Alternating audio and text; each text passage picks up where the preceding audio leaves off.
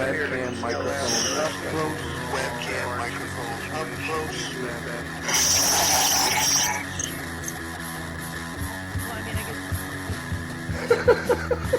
At the age of 19 in 1962, she was See, but I have the files. You know, I read this stuff at the National Archives, and I read these other things. I said to myself, how can that be possible? The brain, you know, days and the final slab of choice. I don't know computers, doesn't really matter. Internet, professional wrestlers, and not just Ventura style. It doesn't matter where the information comes from as long as it's real. It doesn't. It's hard to get real information because seriously, they don't want you to have just read two sources. Whenever I try to prove out one of these things, it's not. If you expect your government to tell you the truth, you're going to sadly disappoint another one of these things. Dear Lord, what a dirty old man, huh? Really? Can't be serious. Is this really how you want things to be? Come on. More hooker, eruptions. Eruptions, whatever. Like Dave Powers kind of. Really? Allegedly broadcast live from Pima Region 2. Within the borders of the formerly united and currently occupied states of America, we bring you the Ochelli Effect. I damn sure know I'm an original. We have all these situations. I'd love to know why it takes 50 years, for That's that. For a 19-year-old girl to eventually get up to gumption to put these things out.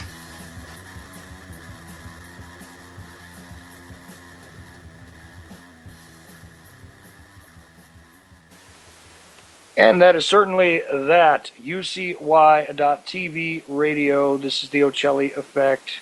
And it is the 17th day of February 2015. So we are live. Anyhow, tonight is Tuesday. I want to thank everybody for tuning in on your TuneIn apps, on all of your other stuff, whatever it is you're utilizing. I do appreciate it. That's for sure. And, the bottom line is if you come to ucy.tv/TOE, you can go there and chat and do all that good stuff. But thanks also for checking us out on YouTube and everywhere else. Fun and fun and fun. So anyway, tonight in the first hour, I'm going to have Roger Landry on from The Liberty Beacon. That is thelibertybeacon, all one word.com. And we're going to discuss an interesting issue. In the second hour, Michael J. Murphy from What in the World Are They Spraying? Why in the World Are They Spraying? So we're going to discuss geoengineering/chemtrails in the second hour. All right. So, hopefully everybody has had a little bit of fun lately because I'm trying to get myself engaged in some more free-thinking activities on occasion. I advise everybody to do the same, as it were. Let's see now. Can we do this? Will the Skype cooperate? Let's see. All right.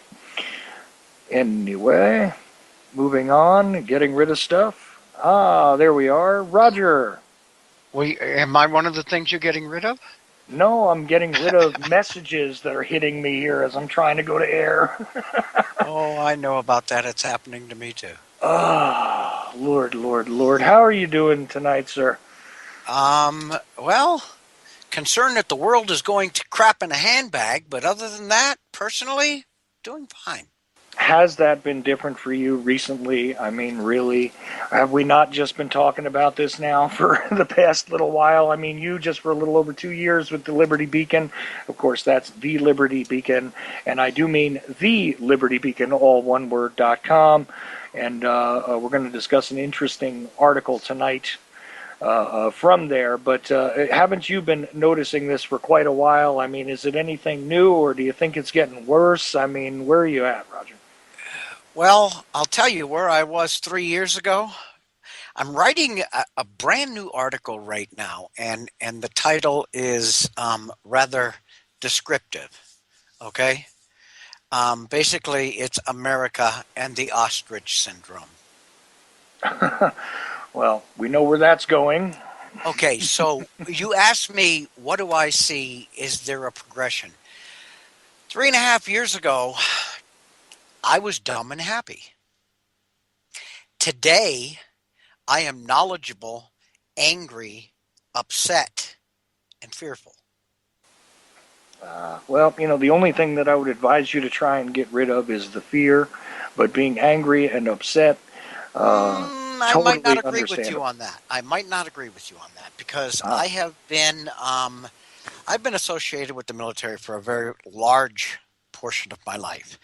And I would tell you that fear is something that you use. Fear is a motivator as well as a tool of propaganda. Um, if you do not fear your enemy, you do not respect your enemy, and you make mistakes. Fear is something to be used. It's not something to freeze you up. It's not something to get you running in the other direction. This is not what I mean by use. What I mean by using the fear is using it as a motivator. So I don't think I want to get rid of the concern. I'm not telling you that I'm a terrified individual who harkens down in a corner and shivers at everything that walks by. But do I fear for the lives of my children and my grandchildren? Do I fear for the uh, the sustainability of the ecosystem of this planet? Do I fear for the freedoms and rights that so many Americans take for granted? Yes, I do. And anybody that tells you they don't fear for these things is either a liar or a shill. Concern is a motivator, and it is a positive motivator in many, many ways. But it just so happens that fear is being given a very, very bad name because it is also the main tool of those who would propagandize and control. Just because the enemy uses something to beat you about the head and shoulders doesn't mean that that mechanism or tool doesn't have useful purposes. Fear does.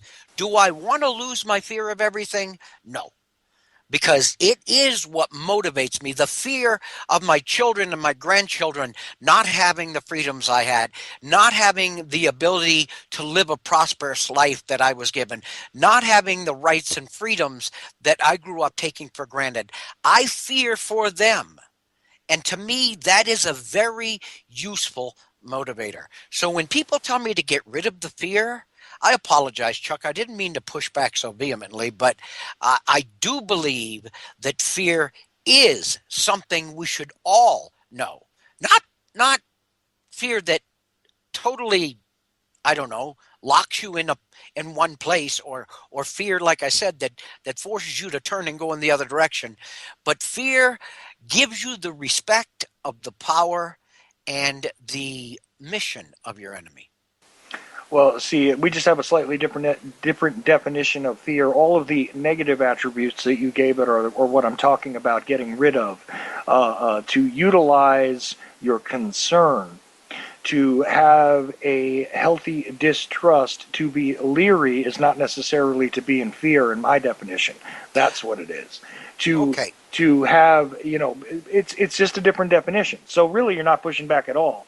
You're just splitting the hair a little differently than I do, that's all. Because I absolutely agree with everything you just said.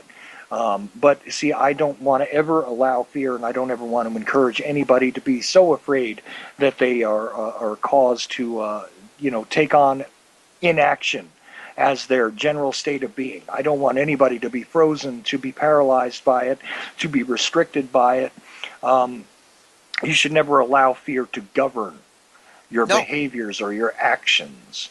To embrace the knowledge that comes from fear is a good thing, but to allow it to dictate your actions, to allow it to dictate you as a human being, this is exactly what is very, very wrong among all those who keep themselves purposely, with the blinders on at all times. The It ostrich is syndrome. due to fear. Yes, we were going to get to it. This is why the ostrich sticks his head in the sand, as it were. But if you stop and consider that for a second, okay, the ostrich, and I'll give you a little bit, okay, of this article I just started to write. All right. As a matter of fact, I'm going to give you just the preface because I really, really like this conversation. All right. Many of my fellow citizens don't have a clue as to what is actually happening to them, their freedoms or their rights or their very health. But the most damning consideration here is most don't want to or pretend not to have a clue. Okay?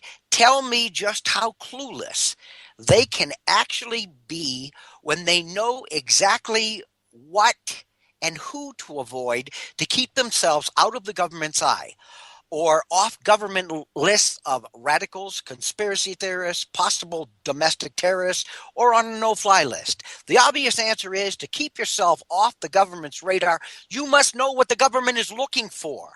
This brings to mind what I refer to as the ostrich syndrome, okay? An affliction far too many in America suffer from via fear, apathy, complacency, or complicity.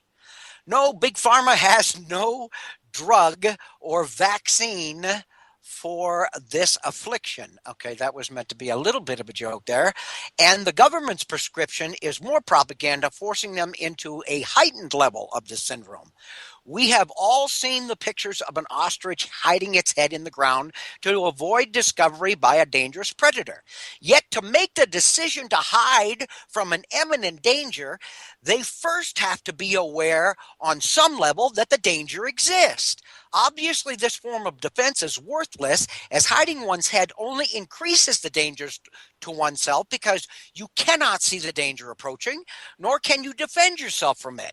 In essence, this makes you a better stationary target. Those who feel they have nothing to fear if they are doing nothing wrong or by avoiding the truth will keep themselves safe are doomed to be enslaved and used in any fashion this government sees fit. That's just the opening. Mm. But that speaks so much to what we were just discussing. No, absolutely. Absolutely it does. And, again, can't find a place to argue with any of that. This is exactly what the problem is. So it's just a mild difference in our definitions of what fear actually is. So you would not. It's just a semantic problem. It's just a semantic problem. Fear is something that was given to us as an instinct, basically. Right. Okay, if let's go way back to when man was a hunter gatherer. Okay, if they smelled something in the air and they knew that it was associated with something, whether they could see it or not, the first thing it did was instill fear in them, which gave them the fight or flight reaction. Okay, knowing that this predator was easily able to take them down, flight is what came to mind immediately, and they would turn and run. So fear is a useful mechanism. Whether you're an evil individual or not, fear is a mechanism, an instinct we all have for self-protection. This is the pretty much the sense I was discussing fear in, but I do understand what you mean. Okay, you would rather use concern. All right, concern is by definition a level of fear. Well, right, but we're on the same page. It's okay. we're all right. In other words, shut up, Roger. No, not shut up, Roger. Not shut up. But I do want to make sure that we get to the article for tonight because most fascinating and interesting. And of course, in the second hour, I'll have Michael J. Murphy on from What in the World Are They Spraying? Why in the World Are They Spraying? So I want to make sure that we get through your article and also, we don't cut too much into that hour that I have with him as well. You're not going to cut into it all because I believe that is an extremely, not to rob anything from him, just let me make one blanket statement. Of all of the mechanisms on this planet that could destroy life the quickest, the two top are nuclear war and geoengineering. And geoengineering right now, I say, has the upper hand. So it is paramount that your guests listen to your upcoming, or your supporters listen to your upcoming guest, because I firmly believe that message is paramount. Well, right, and you've seen those documentaries, I'm sure. I've written probably a dozen articles on that subject, and they've been shared widely across the internet on a lot of geoengineering sites. So, yes, I'm extremely familiar. As a matter of fact, I think you and I discussed a couple of weeks back about the methane release happening in the Arctic. We certainly did, and that's funny that you say that because, of course, he just published an article on that. But before we get into that We tonight, won't get into that, I promise. well, I will with my guest after Yes. you, but Yeah. but for the time that you and I are on the air, what we're going to discuss, let me just pull it up real quick, anti-vax versus pro-vax and the effectiveness of satire. Now, this, of course, is the subject that I was discussing on Saturday night with Leslie Carol Botha and Dr. Rebecca Carley, who are also both people that do contribute to the Liberty Beacon.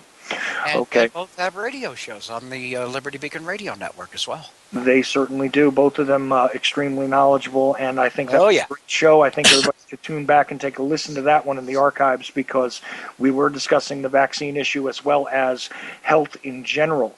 But let's not digress too much. Let's just remember that this kind of goes right along with that show I just did, and of course goes right along with the messages that both of those wonderful women put out on a weekly basis on their radio shows, through their articles, their blogs, etc. So I advise everybody to take a look back at their stuff as well.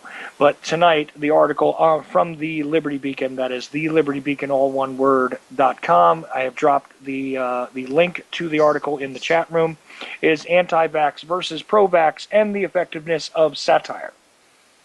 So, Okay. This really pissed me off. It really did. As a matter of fact, the article opens. The first line of the article is, "When I read the attached article, my jaw dropped." And that is in bold text, because that is exactly what happened. Now, before we get into that, I want to give you a bit of a preface. And I wrote a preface for the article, basically a rebuttal or something to open the eyes. So again, the first line of this article is, "When I read the attached article, my jaw dropped." Okay, as you read this, the world is steadily waking up to the reality of vaccine dangers, just not fast enough for most of us in the know. Many at this point in time are what we would refer to as fence post sitters, born into, raised with the belief that vaccines are about excuse me, the most important mechanism of modern medicine, responsible for the protection of humanity and having the distinction of saving untold lives by eradicating the scourge of disease. But via the internet's ability to circumvent the mainstream media and inform us of issues these media puppets are not permitted to, these post sitters are becoming aware of the mountain of information and peer-reviewed science showing that there are serious flaws in and repercussions attached to the vaccination scenario, and their doubts and concerns about vaccines grows. Most fence post sitters are caught to some extent in both worlds via the power of a lifetime of believing and their newly awakening feelings of doubt influenced by information they were never aware existed. I wrote this not to convince you that vaccines are evil or a scourge of humanity, because if you are reading this, I can only hope that you are among those who have invested the time to research this topic. No, I write it to display the cunning and intellect of those who wish to maintain the status quo. Yes, there are paid trolls and shills representing the pharmaceutical interest. Excuse me. And we are all painfully aware of this, as well as individuals through constant propaganda who truly believe in the omnipotence and the omnibenevolence of vaccines. We wrongly assume that these individuals lack intelligence or the personal fortitude to think for themselves, only parroting the line of their masters. We back this belief with the abundance of information available, if only they would see it, and nothing could be further from the truth.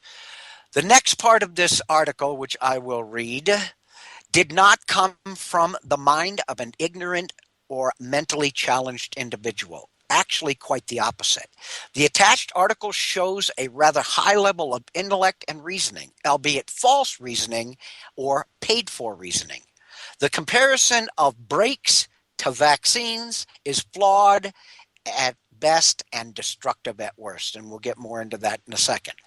I wonder if the author is aware of the massively documented harmful fallout from vaccines over the last century. Is he aware of this unknown fact among pro-vaxxers? Over the last 10 years, 0 deaths recorded from naturally occurring measles, but 108 deaths from the measles vaccine. Now, this is the CDC's own data. It's nothing I'm pulling out of my butt. Yet the CDC is hyping the measles epidemic as a pox on American society, playing the fear card to maximize the vaccination because their masters, big pharmaceutical, are losing money. That fact alone screams volume, my friends. The attached article is an example of just what lengths this faction is willing to go to when attempting to pull these fence post sitters back to the side of the fence where vaccines are humanity's savior. It is satire I'm about to read to you, but the message is blatantly clear, and via the comments I have read on the article on the original site, effective to a degree. Now, understand as I go into the article I attached to my preface that this is about vaccines. Remember that, because nowhere in what I'm about to read are vaccines mentioned. But if you've done any studying whatsoever, if you've done any posting whatsoever, or any in-depth research, you will know almost immediately the satire and what it's pointed to. The name of the article I attached and wrote the preface about is I'm an anti-breaker. Breaker. Okay, B-R-A-K-E-R. And here we go. Guys, I wanted to let you know about a personal decision I recently made. I don't really feel like discussing it, but I want to put my position out there. Please be respectful. I'm taking the brakes off my car. This isn't a rash decision, so please listen up. A few weeks ago, a few weeks ago, I just lost the page. Okay, here we go. A few weeks ago, I saw a car accident. 2 people went through an intersection at the same time. Both slammed on their brakes at the same time and collided. Fortunately, no one was seriously injured. But then it occurred to me, okay, and this is where we start to get into the meat of this. If they had just gone through the intersection, they wouldn't have collided. The brakes caused the accident. So I decided to do my own research, and what I found was staggering. Hundreds of people every year are seriously injured by unnecessary braking. Okay? One time I was driving in the snow and I just lightly tapped my brakes and it caused my car to completely lose control. My brakes could have very easily gotten me killed. Even more astoundingly is how often brake pads warp and distort rotors, causing bumpy rides and squeaky wheels. And you know what? I also found that decades ago, brakes weren't even used. People could control their vehicle speed with downshifting and engine braking. Maybe it's just coincidence, but back when engine braking was used, there were almost no automotive fatalities. There were never brake-caused car accidents. After doing some digging, I found a nefarious plot. Mechanics, the very people we trust to work on and care for our cars, get paid to install and change brakes. You might think they care about our safety and our cars, but they just care about the $49.99 brake pad installations. So I talked to my mechanic about taking the brakes off my car, and I was disgusted at how poorly he treated me.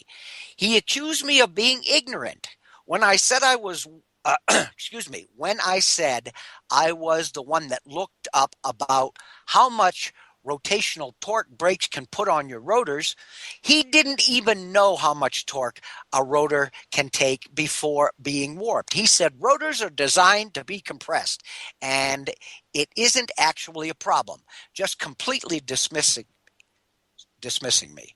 Then he said, then he had the nerve to say that my personal choice had consequences and that I could affect everyone around me. Well, I've had it with him.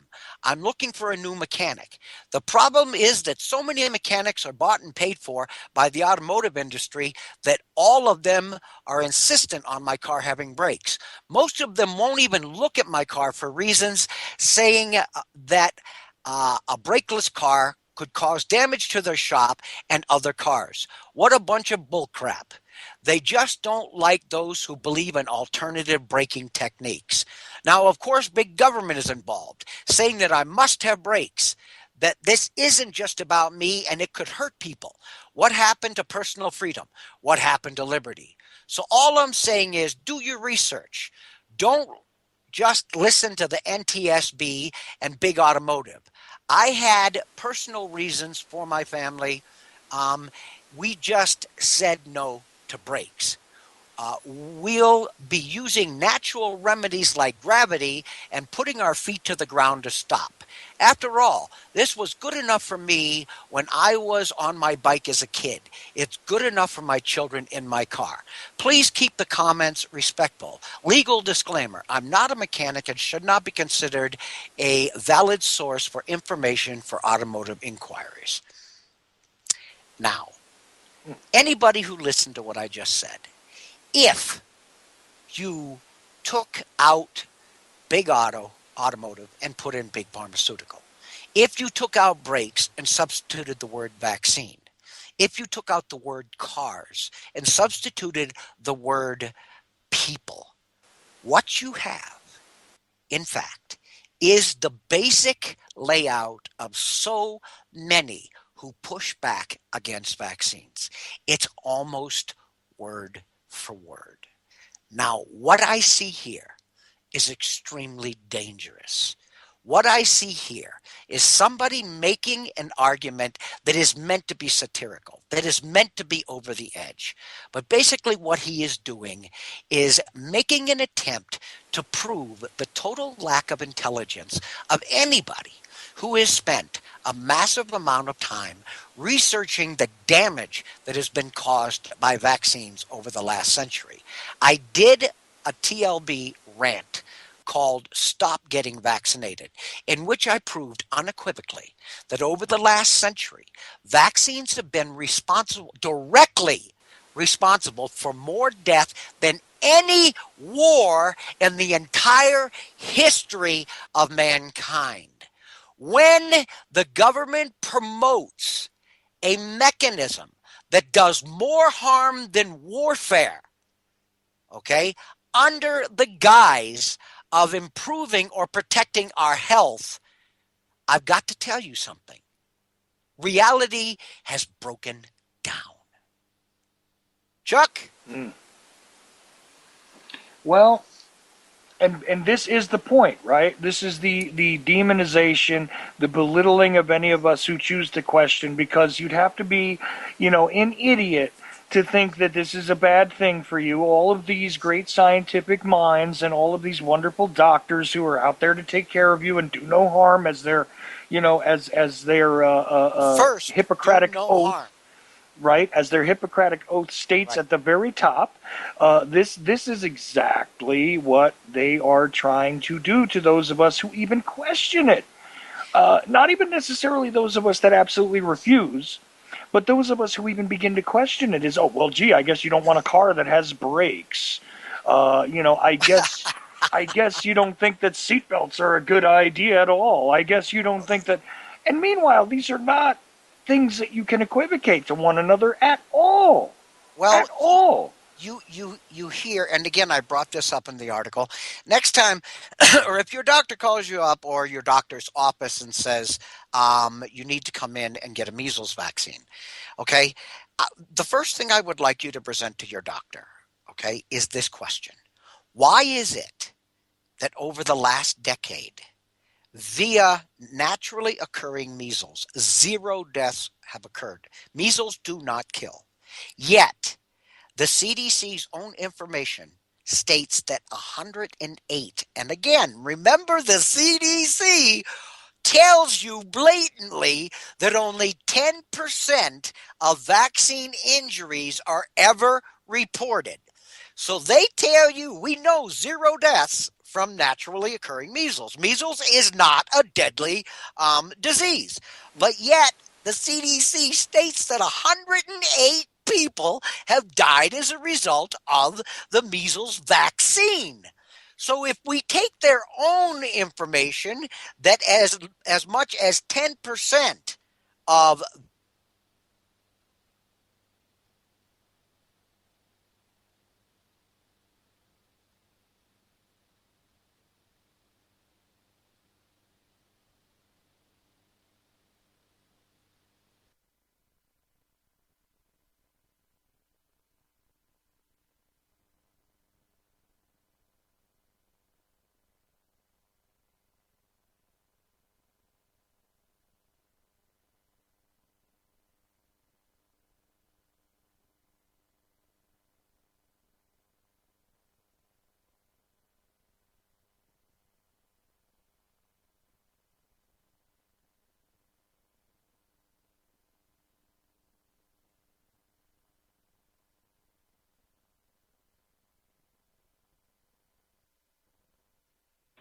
Well, it goes a little bit deeper than that, even. You hear people screaming at the top of their lungs all over the place. All you have to do is go to any thread or any discussion about vaccines, and you mention autism. And the first thing you get is there are no scientific studies to prove any connection between vaccines and autism, which is a blatant lie. Because there is an article published on thelibertybeacon.com that says 86 studies proving the link between autism and vaccines. 86 peer-reviewed scientific studies. And we list them all, showing a direct link between autism and vaccines. We know that Dr. Thompson was given what immunity by the President of the United States so that he could go in front of Congress and discuss the whistleblowing he did on the CDC. What did he whistleblow on the CDC? They did a study in Atlanta, Georgia, 14 years ago, which proved by their own research unequivocally that the MMR vaccine increased the risk of autism by 340%. This is the CDC's own research. What did they do with it? They opened up the safe, they threw it in the back of everything, and they locked the safe up for 14 years. Now, let me ask you a question. Over 14 years, how many people on this industrialized planet, what we would call first world nations, which are all very vaccinated, could have avoided autism had they put that information out 14 years ago? We are talking about millions. Well, and look, the Skype gave us a little bit of trouble, but let's go back to the other point really, really quickly here, is by their own ill-reported numbers, you can see that there were deaths that resulted from the vaccines. But measles has never been a death. There were 7 kids in my family, Chuck, okay? But measles never killed anybody. Measles never killed anybody. No, but when one of us got the measles, the first thing my mother did was make us all drink out of the same glass of water so we could all have measles at the same time. For us, that was a 10-day stint with no school where we could all play, and it hardly even took the wind out of our sails. The biggest thing we suffered from was a rash and itching, and that's about it. People don't die from measles, but take a look at the internet today. Type in the word measles, and hit enter in any search bar, you're going to come up with the CDC and the government saying it's an epidemic. We Yeah. need to get vaccinated. Everybody needs to take their child to be vaccinated. Well, I'm going to tell you something right now. Nobody has died from measles, but by their own admission, as many as over 1,000 in the last decade alone may have died from the vaccine. So they don't want you to sit at home and relax and go through the measles. They want you to get a shot that has a infinitely higher probability of killing you than the measles ever would. Well, Where is the logic in this? Well, there you go. There's a serious lack of logic, but of course we're the ones who, by questioning any of this stuff, we're the crazy ones. But by their own admissions, that's the way it is. Here was what my question was immediately as soon as I saw this stuff starting to ramp up after the whole, the Disney World outbreak, as it were, right? Well, I got something to say about that too. Oh yeah, I'm sure you do. I'm sure that's why I made sure to stick in there Disney World, right? Yep. But the whole Disney World outbreak, right after it, I turned and looked at the person that I observed this with, and I said, isn't it interesting that, I understand that vaccines have not always existed the same way that they do now. I get it, blah, blah, blah. Okay. But the technology that was entrusted with, inoculating my generation, we had the MMR vaccine when I was a baby. We did. I got it too. It was a little different than it is now, I admit, but still, we had it then. Now, theoretically speaking, if 40 years ago, let's just go with the 40-year time span, okay? If 40 years ago we had this way of inoculating to make sure that people wouldn't catch the measles, okay, by giving them this vaccine, and everybody has been inoculated with it ever since, isn't there a point at which nobody would have measles? Isn't there a point at which, when does it actually stop? Well, it goes a little bit deeper than that. I have two things to tell you. The first thing is there's a Navy ship, okay? And I don't remember the name of the ship, but that article is also on the Liberty Beacon. There is a Navy ship where 97 or 98% of the entire ship had been inoculated against measles. And guess what? A majority of the crew came down with measles. Gee, I thought that gave you immunity. Where did they get the measles from? Did they get it from the one or two individuals out of the entire crew? Because 98% is a lot when you consider they were on a destroyer. And a destroyer doesn't have thousands of people. It might have 100, 150 people, okay? So the few people who didn't get that inoculation, if they brought measles aboard, wouldn't everybody else on that ship have been safe from measles? Stop and think about that. Well, so that tells you the efficacy of that vaccine is bullcrap. Now let's go to the second thing I wanted to tell you. Well, right. Okay? Real quick, though. Yeah, it was mentioned in the chat room. Yeah, you're correct. They've added a whole lot more adjuvants and poisons to the vaccines. But my point is that this is not a matter of... And it's adjuvants. Right, the adjuvants have been added. That's for sure. They added the squalene and the and more metals to it. Formaldehyde and aluminum, and yes, because anybody who believes thimerosal is in the MMR vaccine, you're wrong. It's aluminum. It's not thimerosal. Right. And aluminum is an adjuvant. Mercury or thimerosal is a preservative. Well, right, and let's keep that correct. But regardless of that, what I'm saying is that the science would have dictated that if you were inoculating everybody against this, you no longer had any carriers. What happened? Well, they're saying that people illegally coming across our wide open southern border brought it back into this country, and now it's breaking out all over the place. Did you know that the last two outbreaks of measles in this country, the outbreak of measles in China, the outbreak of measles in Europe, are all amongst the vaccinated population? Well, see, there is my point. 99% of China is vaccinated. They have the highest vaccine rate on the planet, and they have an outbreak of measles.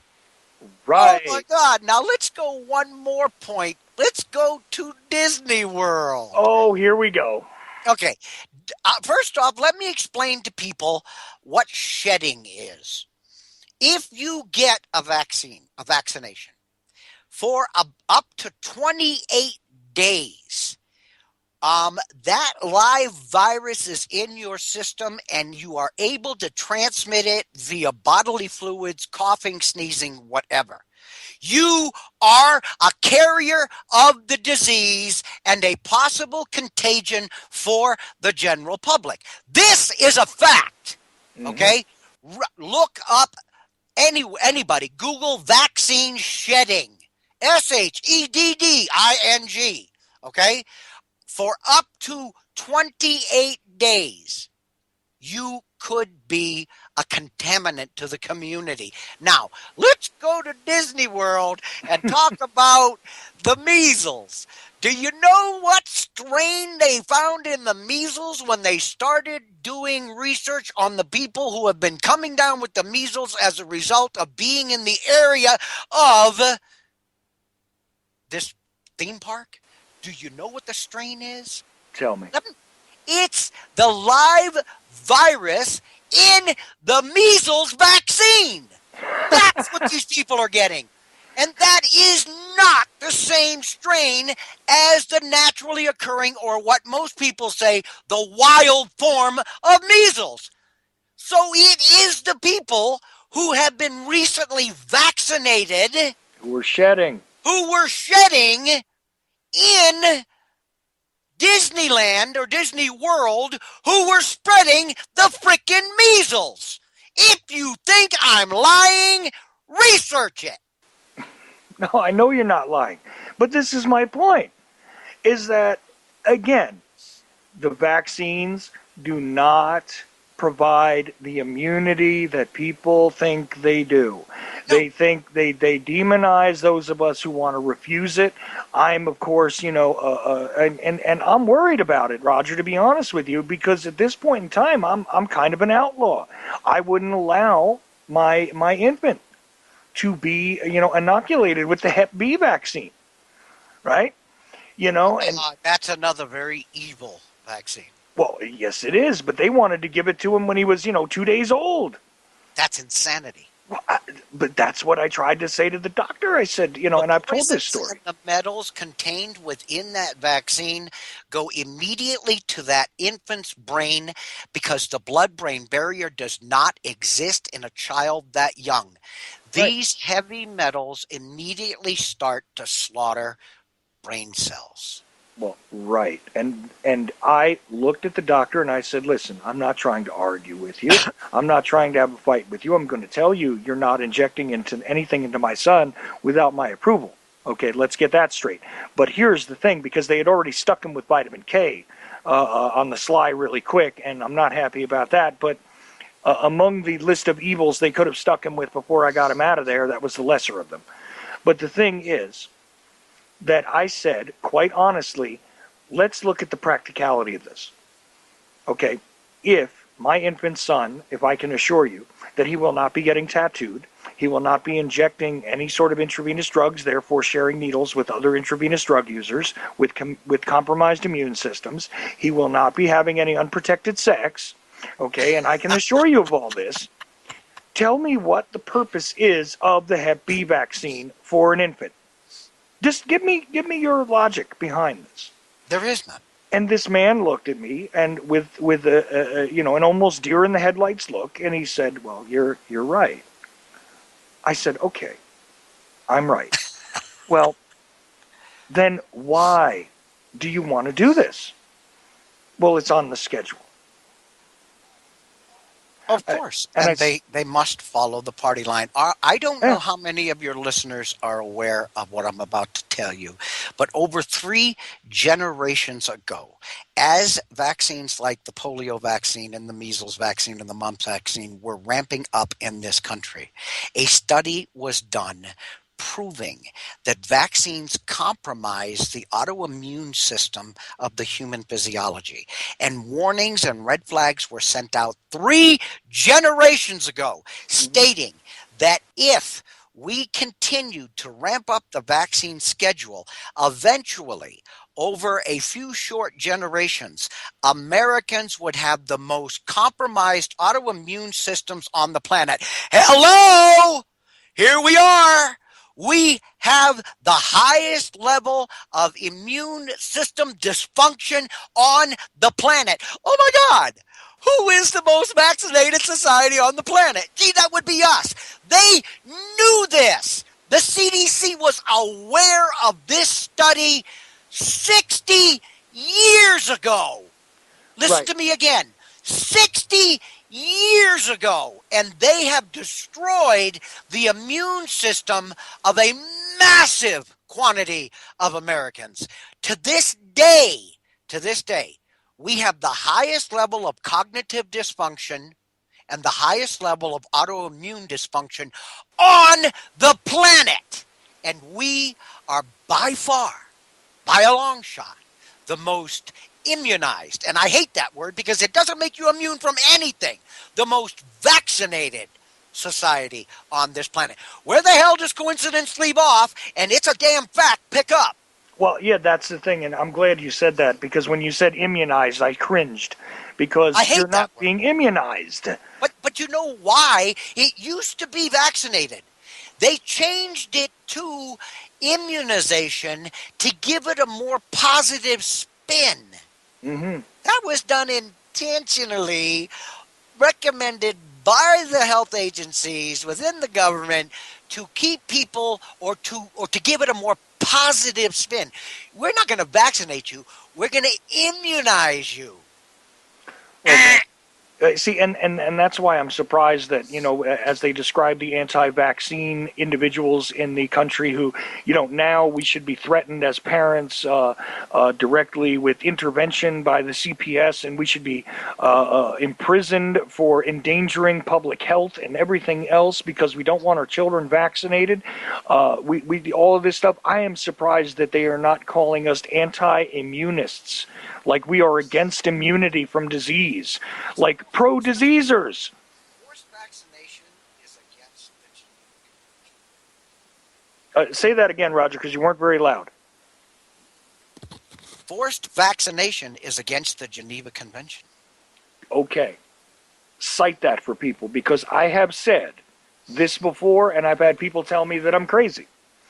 Oh, no, you cannot force medication via the Geneva Convention. Medications, and this all stems from the Nazis inoculating their prisoners within their camps to find out the reactions they would get or to find out the efficacy of what they were giving them. And basically a lot of doctors served time, and there were a few that did medical experiments that were actually hung as a result of these experiments. And within the Geneva Convention, you cannot force medications on anybody.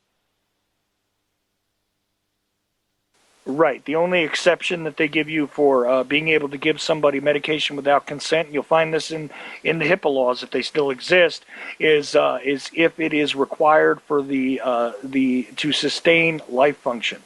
That is the only time that you're allowed to violate that. Otherwise, without permission. Yes. You can refuse as a human being. You're allowed to refuse medication. Of course, this hasn't stopped. If you tell me, if I don't give you this shot or these pills, you're gonna die. If you tell me that, and I look at you and I say, I don't want your medication. Okay. There used to be a time when the doctors would say, okay. Now, what they do is they petition the state to become your guardian, regardless of your age, and they take your right to decide away, and they force the medication on you anyway. Right. Right. And this all leads to exactly that. This is why that, it seems like a logical thing. Well, maybe somebody's crazy and they don't know how to make their own decisions correct. But that back door was put there for exactly this purpose.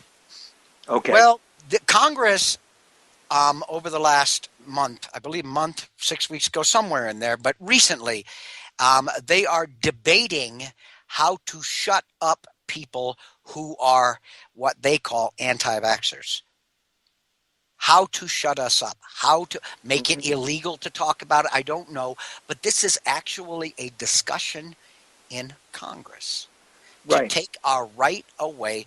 Now, if I can sit down and hand you a stack of documents 3 feet tall, proving to you unequivocally, including hundreds, if not thousands, of peer-reviewed scientific studies, published studies, showing you that what you want to put in my body is forcing me into a deadly game of Russian roulette.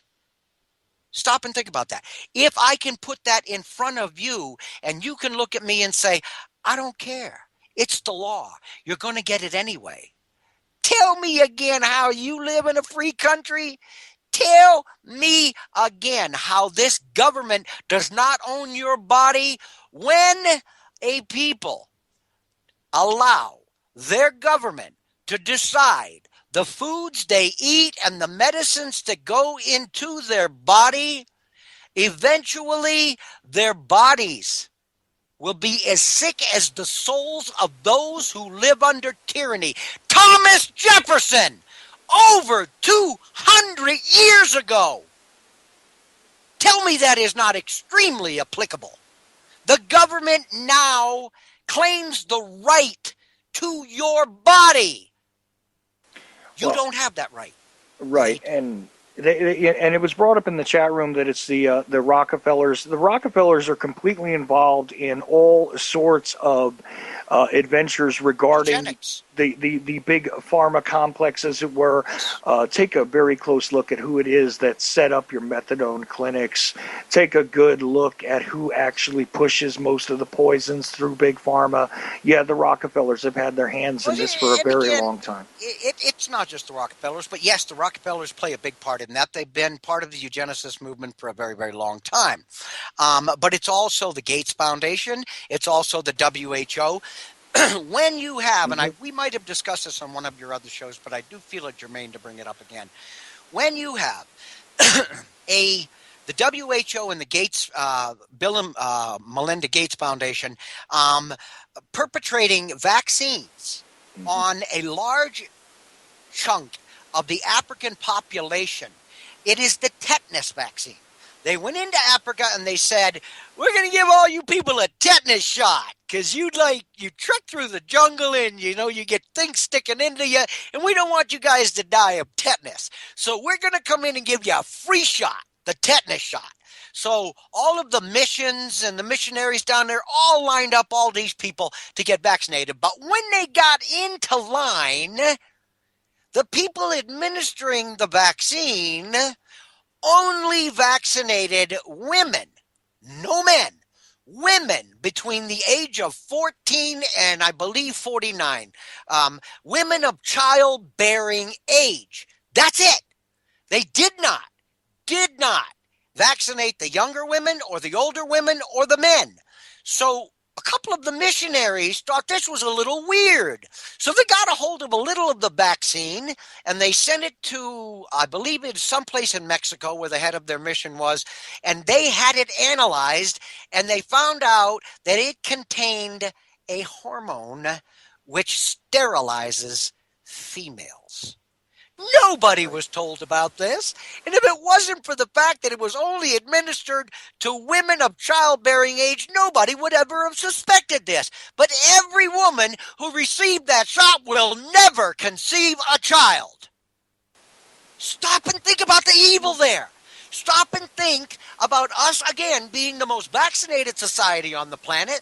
And stop and think about the United States has the fastest rising level of infertility on this planet. And the government says, we don't know why. Well, I can tell you, research has been done showing that things like glyphosate, Roundup, that's used on all the GMOs, is a sterilizer. Things like the HPV vaccine, which all of our women, all of our girls are supposed to get, induces sterility or infertility. I could go on and on. Why has America got the fastest rising level of infertility on the planet? Well, gee, where the hell does coincidence leave off? And it's a fact, jump in. None of this would have been so blatant had the WHO and the Gates Foundation not been caught sterilizing women in Africa with vaccines. You got it. And this is the point. This is the part of the big agenda. This is exactly what it is. And it does all lead back to eugenics. Of course, that was one way to codify it so that you could sort of direct your chemical weapons programs as they were. And it goes all over the map, not just with the vaccines, like I said, but even bringing up the controlled substances, the supposed treatment for the opiate addicts who, picked up all sorts of opium derivatives over time, the methadone clinics, et cetera, all of this stuff is all linked together, and it's all about poisoning, debilitating, and damaging the population in general, all the way from, crippling the adult population to sterilizing the younger population to literally destroying the cognitive abilities of the youngest and most defenseless among us. I have a question for you. There you go. Go ahead. Okay, and I want everybody out there to really think about this. And if you have some time, I'm not going to give you the answer. I do want to present the question. Okay, and maybe we'll talk about this next Tuesday. All right, I want you to answer me a question. Is this up and coming generation, the newest generation, going to be the first generation in the history of this country to have a shorter lifespan than their parents? There are a lot of researchers out there that you need to check on, because what you're going to find out is going to knock you for a loop. Right, and all of these mechanisms. This is what it is. The geoengineering, the fluoride, the vaccines, the GMOs. But hey, guess what? We all got a tinfoil hat on. We're all crazy. There are peer-reviewed scientific papers that I can put right in front of your face tying glyphosate into cancer, into kidney failure, into sterility, but yet we're all nuts. Peer-reviewed scientific studies. I can provide the same peer-reviewed studies on vaccines, the same peer-reviewed studies on the fallout from geoengineering, the same peer-reviewed studies on fluoride, but yet if you look, and you've all heard me say this before, in 3 generations, 60 years, we have gone from the most vibrant, the most healthy society on the planet to the sickest. We have the highest level of exposure to every one of those mechanisms and one more. We are the most pharmaceutically drugged population on the planet by a huge margin. If you take all of that and put it together, okay, all of it that has been perpetrated and perpetuated against the American society, again, let me ask you, how do you go from the healthiest and most vibrant society on this planet in the 1950s to the sickest society on this planet in the 2010s? Something brought you there.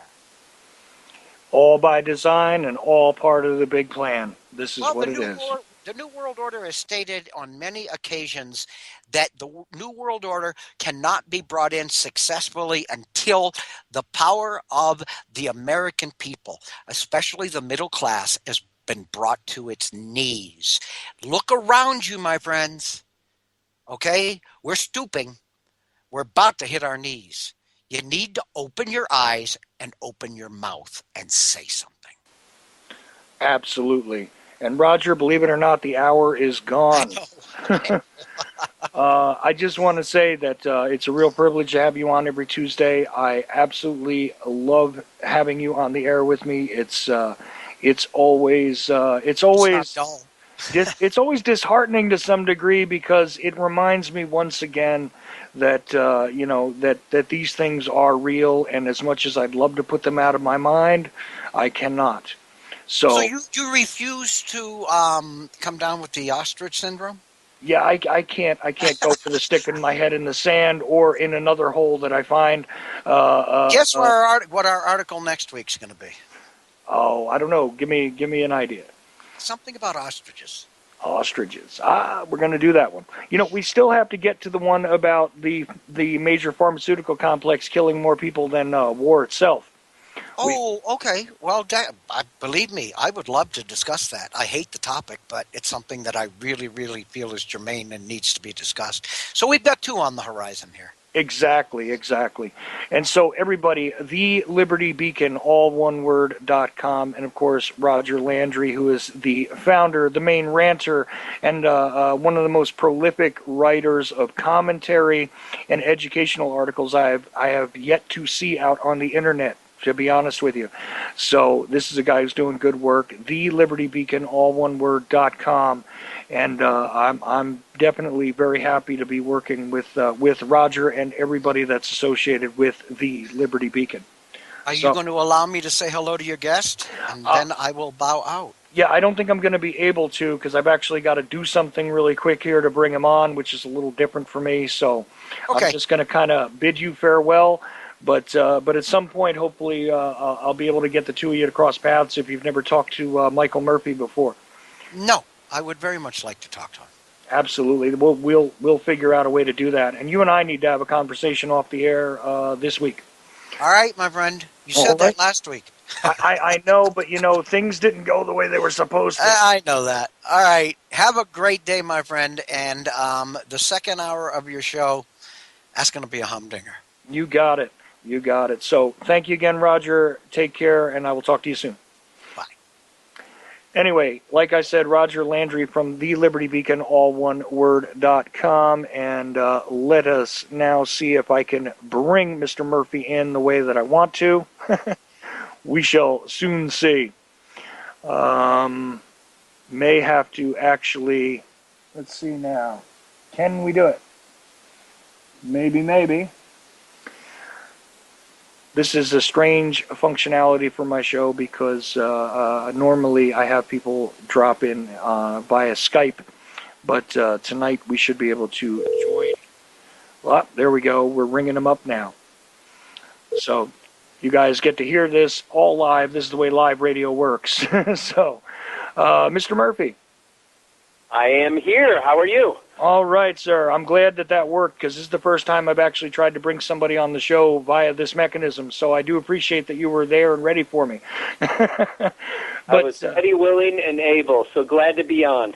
Thank you so much. Just to give everybody an idea of who we're talking to tonight, this is Michael J. Murphy, and he has a little something to do with the series of films that most of my listeners, I'm very sure, are very familiar with. What in the world are they spraying? Why in the world are they spraying? This is the series we're talking about here. And you had a little something to do with that, didn't you, Michael? Oh, yeah, just a little bit. Put in just a couple of years, and I would say got about 90 hours a week for a very long time. But, yeah, we got the films done, and I had an opportunity to wake up millions of people. So it's, looking back a couple of years after, we've seen this movement sort of form, and, I'm just happy to be a part of that and to be able to share what I've learned, with other people. And film's a great way to be able to get a message out. And this was an issue, back in 2009 was really when I entered into the movement, and I was just learning about this. So it was interesting. When I started What in the World Are They Spraying, it was really a camera following me around and just uncovering what I was investigating. So, we're, again, glad to get that film onto the airwaves, and, it's millions of people around the world have had a chance to see it. And then, of course, we went on to Why in the World Are They Spraying, which did very well as well. It actually won, I think we're at 14 awards now, either 14 or 15 awards. So it's gotten pretty good exposure even outside of the movement, and that's what the goal was. Well, right, and a lot of interesting faces just for the listener. In case you guys haven't seen it, and I'm sure just about everybody that listens to me has seen it, but in case you haven't, there's a couple of names of interest that I want to throw out there that make appearances in the film. Dane Wigington, who is on this network, also who does the Geoengineering Watch. You'll see him in Why in the World, I believe it is. I'm pretty sure he's in that one. I'm not sure. I don't remember if he's in What in the World. But also Jack Blood shows up on there as well. He's simulcast on this network. So there's a couple of names that you guys are familiar with, but a whole lot of interesting people that you spoke to, interviewed on there. There were scientists, commentators, media people, all sorts of individuals who were, telling us that, those lines in the sky are not exactly normal. You're not crazy if you see them. Okay. And it is really amazing because it's also one of the best made films of this type that I've ever seen because, I've seen a lot of amateur efforts, out there on YouTube trying to discuss it, trying to expose it, trying to get people to stop looking down at their fondle slabs of choice and look up at the sky, every once in a while and absolutely observe this stuff over their own heads. But I'm curious, what got you interested in producing the films? I have to say it was a calling from God, and never really wanted to be a filmmaker. But I moved out to Los Angeles, and I could not find a job for the life of me. I was trying, just 7 days a week, looking for a job, and just things were falling through. So I started doing, some film work with people who had some interviews, and just hit the streets, and just had a passion about the chemtrail issue at that time. I didn't even know, the other term, geoengineering, the official term to it, but really had a passion for it. So, one day grabbed one of my friends and I said, let's hit Hollywood, let's go out and I want to see how many people are aware of this issue, and they were spraying that day. So we went out, we did this little short film called Environmental Deception, the difference between a contrail and a chemtrail. And, the results that we found weren't very surprising. Very few people were even aware of what was going on right above them. But we produced that. And it was interesting because it got some attention. So a couple of radio shows had us as guests on. And, I decided to take this a little bit further. And really, I went down to the American Association for the Advancement of Science meeting, and we included that in both films. And, of course, that was, where I was learning geoengineers scientifically talking about exactly what we were seeing. So after I returned from that, I made a decision. I didn't know how I was going to do it, but I made a decision that I was moving forward with a film on this topic, not even, again, knowing how to put together a film. It was interesting, though, as a freelance videographer, I went over to G. Edward Griffin's house, and Paul, who I went over there with, he was a friend of mine. I had already started the chemtrail, what in the world are they spraying? And Paul said, don't discuss this with Griffin. We don't want him to, be turned off on this. So anyways, when the crew was setting up, I was in the kitchen. I was talking to Ed, and Ed said, Mike, what other kind of work are you doing? And we started talking about chemtrails. And Paul walked in during that conversation. His eyes just about bulged out because he gave me this look like, don't wreck my interview. Anyways, long story short, by the end of our discussion and after our interview, which we included some of it in What in the World Are They Spraying, Ed looked at me and he said, Mike, I'm really interested in your project and I'm really interested in the subject. Is there any way that I might be able to help you fund it? And, of course, that was something that an amateur always wants to hear. And, long story short, we put together a funding trailer, raised over $82,000 within a couple of weeks, and we're on our way. So we traveled around the world. We're able to get some editors on, some professional people, and put together something, that was pretty palatable and literally reached millions of people. We still have a lot of work to do, but for a first film and for an introduction, I was pretty happy to be able to be a part of it. So very exciting. Yeah, no, absolutely, and it definitely had a lot of reach. I mean, at one point, I think it was even on Netflix, which is kind of strange for a film like this to make it to something like that. Were you aware of that? That's news to me right now. But I did cut a deal with a couple of different houses. So if it's on Netflix, that was probably why in the world are they spraying. So I'll have to look into that. But appreciate you telling that to me. And yeah, we have it on a bunch of different platforms. So very important for exposure. It was, yeah, it was. I think they've taken it down.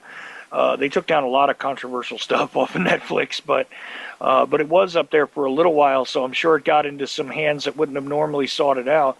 And it's definitely one of the larger issues that is facing us right now. And in recent weeks, I've even talked about some of this stuff about the polar ice caps and what's going on, regarding the methane releases and things like this.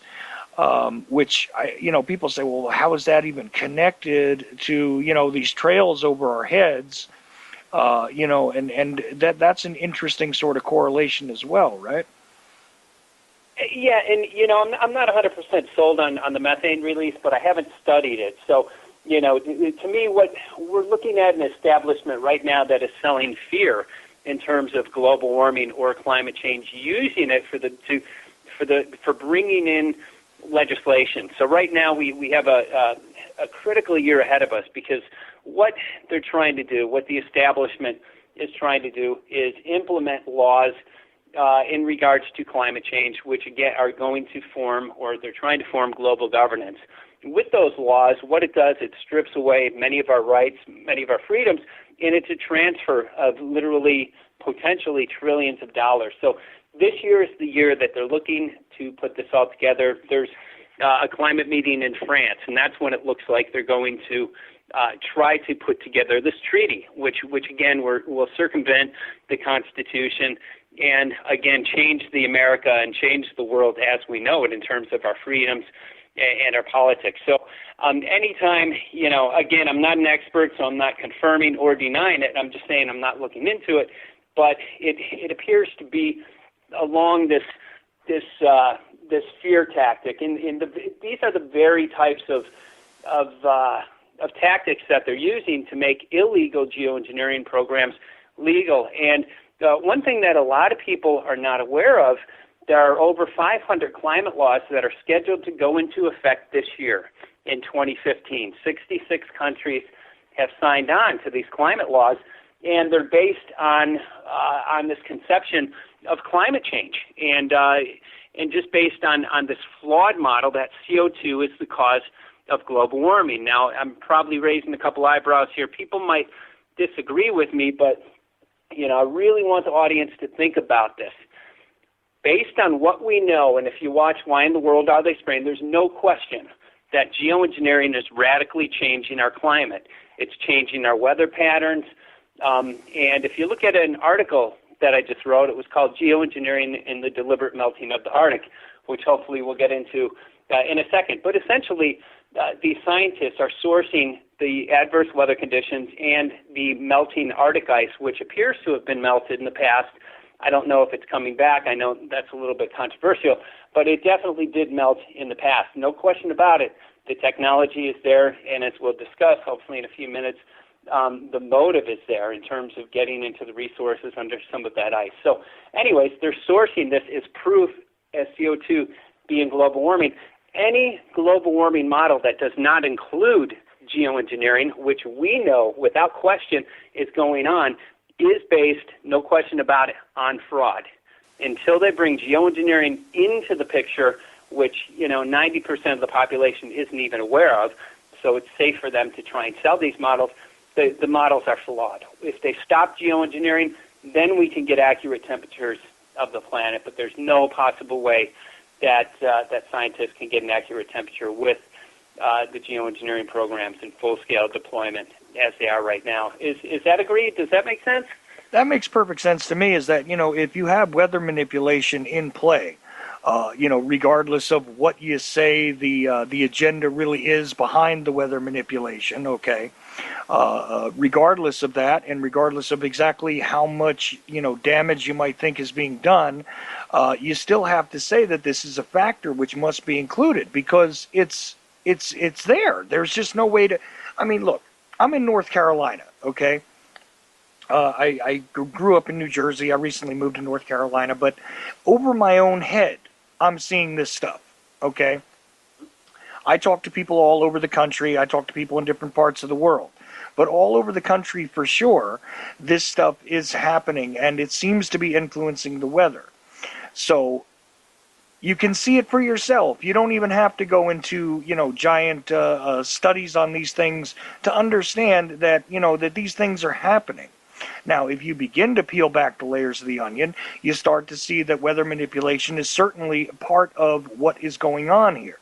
Okay, so if you just assume that, hey, things get colder when it rains, or things change up some when you have more moisture in the air or less moisture or whatever else, I mean, it just seems to be a point of common sense to assume that if you're manipulating the weather, you're also manipulating the temperature, which therefore gives you a different idea for what's going to happen in the future and creates a completely different model. So you can't have these projections, right, without factoring in what is actually happening, because otherwise you're just you're speaking about a hypothetical without dealing with the realities of what's actually going on. And what they're doing is selling this as proof of CO2 global warming, which is being used to consolidate an enormous amount of both monetary and political power in terms of forming world government, in terms of taxing us, putting smart meters, on people's homes. I mean, this is dramatically changing the world as we know it to the benefit of these people that call themselves the elite. I call them many things, but we don't want to say those words on the air, but, Right. I call them many different things. But what their agenda is, it's based on fraud. There's no question about it. So, in terms of moving forward with this legislation and not including that, it's the biggest scientific and biggest political fraud that we've had on the planet. So you want to stop geoengineering and then go ahead and talk about, climate warming or cooling, then we can have those talks. But, if you're going to do this, absolutely not. So it was interesting because, I looked into just how much manipulation was being done, and I looked into, after writing an article called Geoengineering and the Deliberate Melting of the Arctic. No question about it. There's evidence above, in the article, which clearly shows that without question, the Arctic was deliberately melted. Would you like me to go into some of the aspects? Well, yeah, certainly, and I definitely do, and I'm pulling it up now, and I'm going to drop the article link into the chat room for listeners, just to make sure that they can sort of keep up as you explain. But again, when you're looking at this, it just it's a point of common sense that you have to look at this. And of course, again, the title of the article is Geoengineering and the Deliberate Melting of the Arctic. So go right ahead. Let's hear what the author has to say, and this is written by you. Yeah, this was written by me, and it was after somebody brought to attention that we have 500 climate laws scheduled to go into effect, and it looks like, they're going to try and pull this whole thing together and form this world government. You can say bye-bye to America, you can say bye-bye to the Constitution, and bye-bye to your freedoms if we allow this to happen. So it really came into my radar in terms of something, hey, we know something that only 10% of the population is aware of, actually 8%, according to a recent poll by geoengineers about 2 years ago, illustrated that global awareness to geoengineering programs was at 8%. Critical mass is 10%, so we're very close to reaching critical mass. When you hit that 10%, it becomes highly likely that the population will, that the masses in the population will become aware of your issue.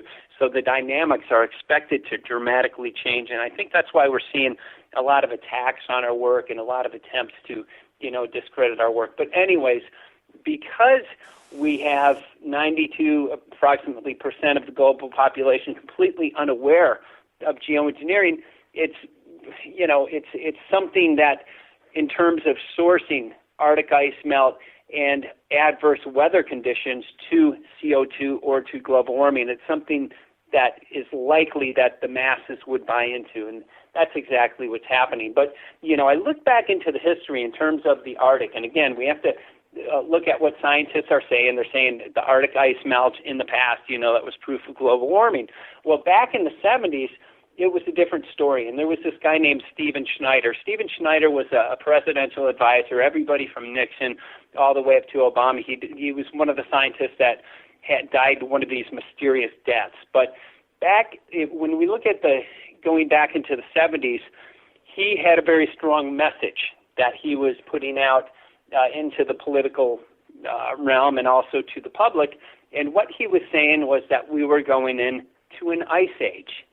Yes, an ice age back in the 70s. And in order to circumvent or to prevent this ice age from having catastrophic scenario, he looked at a couple of ways to go ahead and melt that ice. And one of the ways was by putting chlorine up into the atmosphere. And what happens when you put chlorine into the atmosphere? It destroys our ozone. So the idea was to deplete the ozone in the Arctic area so that the sun would become stronger and thus melt the ice. Guess what? We have a major hole in the Arctic above in our ozone layer. Another way that he discussed spraying black soot on the ice up in that region. And the idea is if you have, if there's a black covering on the ice, it will absorb heat, thus melting the ice. Well, we have pictures that show the Arctic. Man, it looks like a blacktop, highway going on for hundreds of miles. No question about it. They've been spraying black soot into that region. Another thing that we have, and Snyder spoke about detonating nuclear bombs in that region. Of course, nuclear bombs are very hot, so it would melt the ice. I came to find out in my research there have been over 123 nuclear bombs that have been detonated, mostly by Russia in that region. Of course, that would create melting. And now what we have, if you look off to the Pacific, we have this polar vortex. So it's this high pressure. A lot of meteorologists are scratching their head going, we don't know why this high pressure is just sitting out there. But what it's doing, it's diverting the jet stream north. So instead of the jet stream coming into California, bringing, the warmer weather, the precipitation that it normally does, it's being diverted up north into the Arctic region. As a result, it's warming that area, and then it's rebounding back right into the Midwest. And this week, I'm in the Midwest right now. We're expected to have temperatures well below zero, something that's very unusual. So that's something that's been going on as well. So why in the world would they want to warm that region? Well, it turns out that we have over, I believe, 12 or 14% of the world's undiscovered oil in that region. And we now, after the ice had melted a little bit, it looks like it's come back. But after it had melted, Shell Oil and a couple of other oil companies have gone in. They're starting to get at that oil and other resources. And there's also a Cold War, which appears to be going on in the region. We have the U.S., Russia, and other countries, I believe it's Japan, up in that area. They've all put their militaries into that area, and it looks like what they're doing is essentially jockeying for position in terms of who would control the shipping lanes and really be the superpower in that area. So again, Russia, the U.S., and then we have some Asian countries that really have an interest in that. And the idea is once that the ice had melted, shipping lanes had opened up, and that really cuts back on a lot of shipping and has a lot of geopolitical interest. So no question about it, when they were in there stating, oh my God, we're having a global ice age, it looks like the motive probably was to, again, get at those resources, open up the shipping lanes, and establish who would be the superpower. But once that ice started melting, interestingly enough, just 10 years later, this guy, Stephen Schneider, said, oh my God, the Arctic ice is melting. We have global warming, and it's CO2. And what we have to do is form these this cap and trade, these taxes, take away people's freedom, And essentially what this is, it's a power grab. It's not only a political power grab, it's an excuse to form world government, something that has been, on the agenda for probably well over 100 years. This is the absolute greatest excuse in terms of bringing it forward, because this gives a global enemy. It gives a common enemy against humanity, and that would make humanity itself, as they said in the Club of Rome, become the enemy. So, no question about it. There's a lot going on in terms of politics and in terms of policy, but what we do with it, I think, is equally as important, because we're well aware of geoengineering. No question about it. Geoengineering has been used to get at those resources, and again, is being used to establish world government. Now, what's interesting in terms of policy, in terms of what we're looking at, it appears that they're going to, based on quote-unquote global warming or the adverse weather conditions, which are actually largely, if not all, caused by geoengineering, they're using that as an excuse to form global governance, to monitor geoengineering. And because these programs, according to Dr. David Keith says geoengineering gives man godlike power, and because of that, we can't just let some rogue country get a hold of this technology, because they could use it for, to drought out other countries, or, to create, floods in other countries. I think exactly what the U.S. and what Russia's doing. But, they're saying because of that, because of the power that it can yield, we will have to form global governance to monitor these programs. So, again, everything that they're pointing at appears to be consolidating this massive amount of monetary and political power into the hands of a few, really at the expense of our freedom and everything that pretty much we've lived for. Well, yeah, and the other thing is, of course, it creates an international, mechanism by which you can tax every single population to fund the global government control and to fund all of these agencies that'll be required to monitor, to regulate, as it were, this wonderful weapon. Because essentially, geoengineering and weather modification, manipulation, whatever you want to call it, is quite an effective weapon. It's the most effective weapon that we've had, and the reason is this. Okay, if you look at when the U.S. went into Iraq, there was billions of dollars of propaganda, right? Mainstream media, they were pounding us with reasons to go in and invade Iraq. With geoengineering, you just deploy a drought in certain areas, and you blame it on God. And it's a very, very effective weapon. And it was interesting in terms of talking geopolitically, when the geoengineers were talking about how to get certain countries to sign on to this. They said, we have to get a global consensus.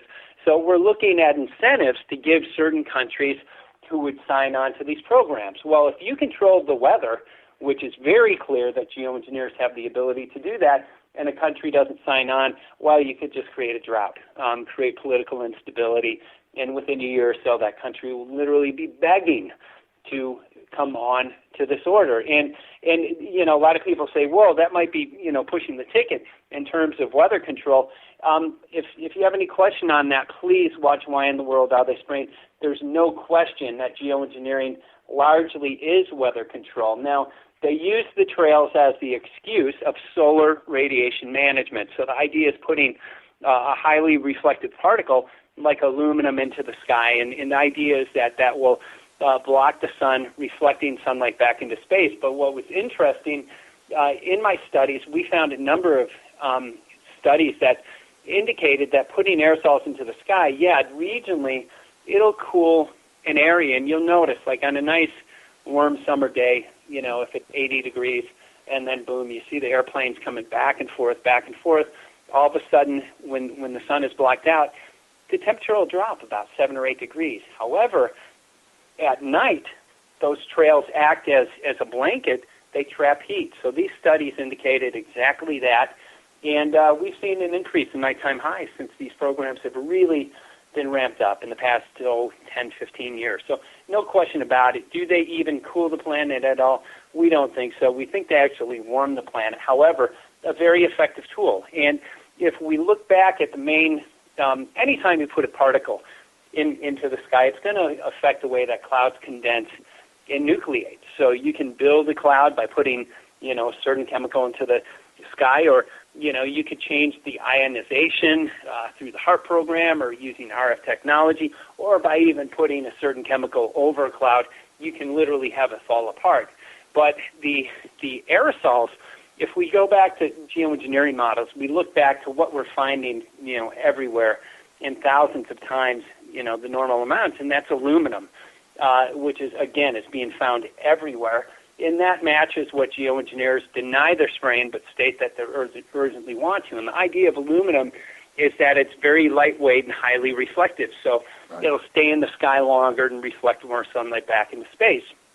What we found in our research was it's also a very effective conductor. So we noticed ahead of storms, ahead of big storms, those were where we really saw the heavy canopies of aerosols. The planes would really be working those areas, and then the sun would be completely blocked out, and then we have these tremendous storms that come in. Well, we found out the aluminum, again, it's a conductor. So by putting a canopy over a certain region, they can then heat it up, again, with either the HARP system or RF technology, radiating those particles. And when the particles heat up, boom, they rise. And in that rising, they literally create a low-pressure vacuum, so it enables these corporations to steer storms into certain areas, or, like in the case of California right now, out of certain areas. So we look at what's going on in terms of California and getting back to this polar vortex. So we have this abnormally and very unusual high pressure that's sitting off of California right now. And what is that doing? Again, it's pushing the storms up into the Arctic area and, of course, bringing all of that moisture and all of that cold weather here in the Midwest. For my first winter back in like 30 years, please, can you hold off on the polar vortex after being in Hawaii and in Los Angeles? And I'm kind of laughing about it, but half serious. I'm a little angry about this because I'm not used to the cold weather. But anyways, what's going on? They're droughting out California. And, why would anybody want to do that? And I know that your audience is very well versed on the program. So drought is very profitable. So we have a company called Bechtel. Bechtel owns approximately 82% of the privatized water. And California right now is the leader in the nation with public-private partnerships, Agenda 21. That's going to be an issue that you're going to want to study because it's going to eventually affect all of us. But right now, California is the leader in the nation with this. So when you create droughts, when you have a lack of water, with the government, with corporations, then have an excuse to come in and control that water. So Bechtel definitely is a company of interest, one of many that we believe is definitely involved with these programs. Without question, they're benefiting from the drought and from taking control of our water systems. Of course, that is a resource that these quote-unquote elite people, I won't call them what I normally call them, on the radio show, that is, water is something that they have said that they've had definitely an interest in. Well, right. And isn't this all very strange considering, what they tried to teach us in the 90s and even a little bit before that regarding the idea of remember the greenhouse gases they were talking about and the tetrafluorocarbons, which were supposed to be so terribly detrimental and causing, all of this depletion in the ozone layer, and there was the greenhouse effect, which oddly enough is what I was brought back to when you were talking about the aluminum, because this was the thing, the heat comes in, and then because of all these contaminants that were, brought up into the ozone layer, as it were, via our aerosol spray cans and things, like we were doing this through the irresponsible use of our own products and all that, we were creating a situation where heat could no longer vent itself from the planet, right? I mean, this was sort of the way it was explained. I mean, I know I'm being very flippant about it, but that was the way it was explained at the time, right? It almost sounds as though the use of aluminum, though, is a whole lot more effective than these other particulates that they were talking about. And isn't it strange that it seems like they're utilizing exactly what it was they were warning us about, introducing into the biosphere ourselves. Absolutely, and just the percentage in terms of what they're putting up there, if we go back to proposals and what geoengineers are saying they need to put up to establish, whatever objectives they might have, which are baloney anyways, but it's 10 to 20 million tons of toxic aluminum, and then other particles as well. So 10 to 20 million tons, just putting that up into our atmosphere. Of course, the human health and environmental implications are really unquantifiable. We have ecosystems around the world collapsing. I travel the world, and speak in different places. And one of the places that I typically live is Maui, and our rainforests are dying in Maui. When it rains now, the plants die, and that's because they're very toxic. A number of rain tests have come back very high in aluminum. So these things are devastating. They're taking away our ability to grow natural organic foods. But in our research from Why in the World Are They Spraying Monsanto came up with a new seed that will grow in this new environment. It's called an abiotic genetically modified seed that is resistant to abiotic stress. And it addresses, everything from apples to zucchini. And bottom line is geoengineering creates many forms of abiotic stress. And that abiotic stress is anything that will stress the soil. So it's heavy metal contamination, it's too much moisture, it's drought conditions, it's fungal overgrowth. Being that our sun is blocked out, we're receiving 20% less sunlight than we were just 30 years ago. We now have a fungal, related problem. So a lot of crop losses are due to fungal and other abiotic stress. So now Monsanto has again developed a seed that addresses this, and so they're definitely benefiting from this. And it's interesting. Bill Gates, who not only invests in Monsanto, is heavily invested in geoengineering. So it appears that he's benefiting, on both sides of this, promoting the spraying of our planet and then raking it in on the backside of this, like any, an investor would who would be aware of this. So it's a deep concern of ours. And in terms of, human health, aluminum-related illnesses are just going through the roof. And we have Alzheimer's that's, going through the roof. So after we produced What in the World Are They Spraying, it was interesting because people from around the world started testing the rain. And, again, finding this chemtrail geoengineering footprint of aluminum, barium, and strontium. We're finding it out in Kauai, just in the middle of nowhere where there should be very little, if, maybe 1 part per million in terms of aluminum. We're finding, 5,000 parts per million, just extremely high levels. So no question it was coming from, geoengineering programs. It was the geoengineering chemtrail footprint of aluminum, barium, strontium. But what was interesting is people started testing their blood, getting hair tests, and blood tests, and again, finding that exact same footprint of aluminum, barium, and strontium. So again, a lot of illness.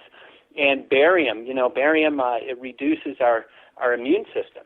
So when you start inhaling this, which we are with every breath, then we'll have a lot of other illnesses that then have an opportunity to come in because our body is already stressed with this. And during heavy spray days, I spoke to a couple emergency room physicians who are well aware of this, and they said during heavy spray days, we notice we have our emergency rooms are packed. People complain of irritability, dry mouth, headache, nausea, but they say we also get an increase in heart attacks, and barium increases blood pressure, and that is believed to be the link for some of these things that they're seeing in terms of the acute heart attack. So it's huge concern in terms of what it's doing to our health in every breath that we take, because these particles, they don't fall down within, a couple hours after they spray them. They stay aloft for years. And you'll even notice, if you look up at our sky, and if they are not spraying, so on a normal blue sky, compared to pictures that you have about 15 years ago, you'll see a big difference in the shade of blue. Now we have, because our atmosphere is saturated with particulates. This is not speculation. I've spoken to many scientists who have noted a great increase in the past 10 years of atmospheric particulates. They just failed to source what the cause was of this. Well, we know what the cause is, but you'll notice again that our sky is a much lighter blue than it was just 10, 15 years ago. Well, yeah, I mean, I can see this myself. I mean, personally, and of course, people have told me that I'm wrong. But the sky is simply not the same sky that I recall from when I was younger. And I go back about 20 years on this, and I think to myself that the sky does not look the same at all. There's a less vivid sort of blue up there, even on the clearest of clear days. And most of the places where I've lived, the clearest of clear days doesn't last long, because eventually one of these straight lines comes in and a cloud bank starts to sort of grow out of it, at some point anyway. The oddest thing, though, still there are so many people that just don't want to accept that this is even happening. It's changing, though. And, I have to admit, going back to, 10 years ago, I thought it was good. The first person that told me about this, I kind of thought they were crazy. And maybe it's the way, they came up and spoke to me. But I had a unique, a unique story, because I moved from Chicago back in the late 80s to Arizona. So I went to Arizona State University for college. And when I moved out there, I remembered just how deep blue the skies were. And it amazed me, because coming from Chicago, where we have storms and, a lot of overcast, it was like, oh, my God, I'm in heaven. There's not a cloud. And maybe once a month we'd have, a couple of high clouds that moved in, but very, very rarely. Or during the monsoon season, we'd get a couple clouds that came in, but never a blemish. Anyways, I moved away for a while, but returned back to Arizona, and this was about 2005, 2006, and I was in education. So as a teacher, I would go out back when the students were, on the playground and playing their sports, and I'd look up at the skies, and I noticed something was changing. I noticed about 4 to 5 days we had what appeared to me to be high cirrus clouds. So at that time, not being awakened to what was really going on, I knew that something had changed. I just didn't know what it was. It was later on when somebody had actually pointed out a trail in the sky, and they said, watch, this will spread out to what you're seeing, to what appears to be high clouds. And that's what really got me interested in this issue. So I knew that something was wrong, but when I really, learned about it and listened to geoengineers talk about, their plans and proposals, and then talking about the consequences, which are astronomical. I mean, they were talking about potentially disrupting the food supply of over 2 billion people. I mean, that's a third of our planet almost, the food supply, talking about destroying the ozone layer, talking about offsetting weather patterns so much that they would then have to control and determine which countries get rain. I said, oh, no, we definitely have to cover this. So what's interesting is now we're entering into a period, and again, it's a vital time that they're very close to the establishment, to, I think, to getting consensus in terms of forming a treaty right now. And my work, and this is why I'm going into the global warming stuff and alerting people, you cannot move forward on a treaty until you bring geoengineering into this equation, and it is not.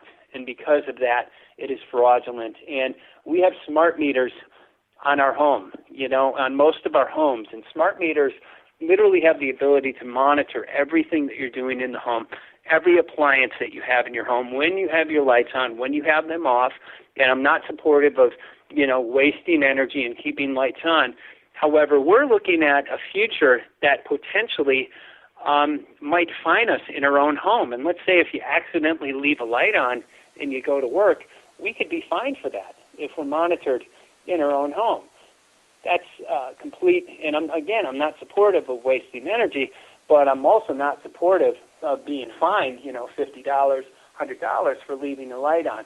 That's a potential. Is that going to happen? Well, they have the ability to do it. So I think it's something that we definitely need to recognize. And the fact that it's based on fraud, that's what's concerning. So don't move forward with legislation. And again, I'm all for cutting down on emissions. I'm all for reducing pollution. But let's look at this. The very people who are telling us that we're the problem for global warming are the very ones that were suppressing Tesla technology for over 100 years. We had clean burning energy for hundreds of years. So, I'm just not buying into it. Well, and there's all sorts of different very, non-harmful, environmentally anyway, energy that is available. I mean, I've had guests on who have talked about, use of magnetic drivers to generate energy, earth batteries we've discussed on this show. There's all sorts of different ways that you can, gain energy for use in the home or wherever else without being detrimental directly to the environment. But all of that stuff has been really kept out of our hands because we're supposed to be dependent upon, the petrol and industrial, creation of this stuff. So, therefore, that's the way it goes. Of course, it is interesting to note that, when you say you don't like the smart meters and all that, a lot of people do immediately strike back. Well, what, you want to, be in support of those that want to waste energy and all this other stuff. I mean, I'm not for regulation by the government in any case, regarding our use or desire to use or, being fined for what it is that we consume, although, consumption for the sake of consumption is a problem, I think. But the thing is, I mean, what do you say to people who say, smart meters, oh, you're one of those paranoid people, that thinks that a smart meter is a bad idea because you're just, afraid of the technology?